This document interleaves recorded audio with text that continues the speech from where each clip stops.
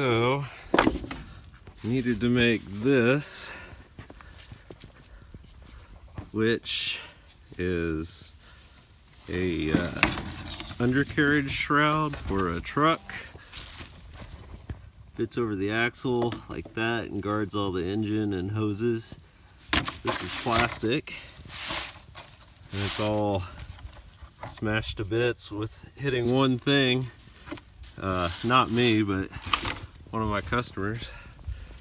So we're making him one out of metal, and this will last much longer. All I gotta do is cut it out here, cut across there, round off the corners, and I got a 1/4 inch metal plate that yeah, to buy it online it's $250.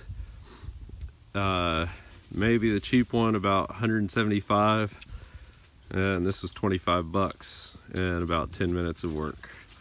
And to get the curve, I just screwed the plate into a piece of wood. It's the back of a trailer, and just something firm that you can bend it against. You don't want to hammer on it because you'll leave marks.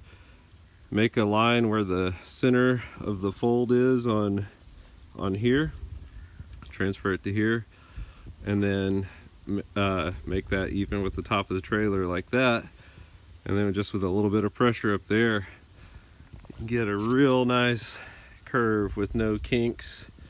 And yeah, save yourself about $150 or more.